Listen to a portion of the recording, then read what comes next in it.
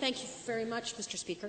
I'm pleased to get this opportunity to speak in second reading to the proposed Bill 27, Flood Recovery and Reconstruction Act. Clearly this bill has a bit of history behind it because many of the things that are in this act were in fact put into place by the government during the floods in southern Alberta this spring and summer. And so this is a little bit of after the fact, but at least they brought it before the House, which I always appreciate.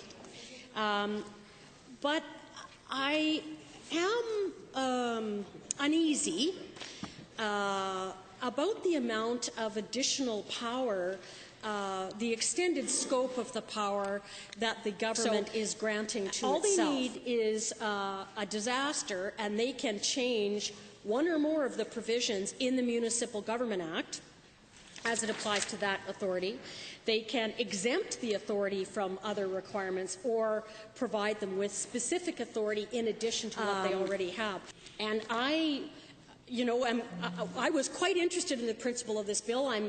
I'm still open to supporting it, but honestly, you want me to pass something in which you guys are going to figure out the definition of it later, and you're giving yourself a whole bunch of powers without limitation to do stuff, to change sections of the Municipal Government Act, and you'll decide what that means and the definition of it later.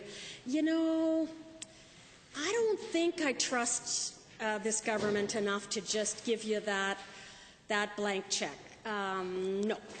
So I would like to know how you're going to facilitate this process of defining the floodway definition after we've already passed the Act. Because how does that affect communities that already have existing and thriving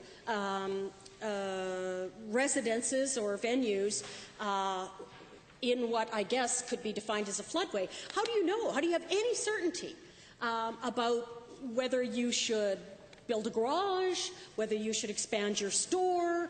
You have no idea, because when you look in the Municipal Government Act and go, okay, I may or may not be in a floodway because I don't know what the definition of that is, because the government's going to make it up later.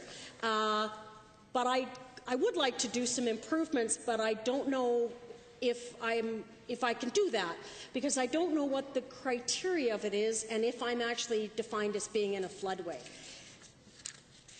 You guys make it really hard to support you sometimes, like unnecessarily difficult. You went through this whole thing this summer. You did a fairly good job. Lots of people have said that. But honestly, you really make it hard to support this when I look at a bill that gives you power without limitations, the ability to change the Municipal Government Act, modifying provisions, exempting, adding in without limitation, and no definition of who this applies to. So there's you got a bit of explaining to do, if I can put it that way.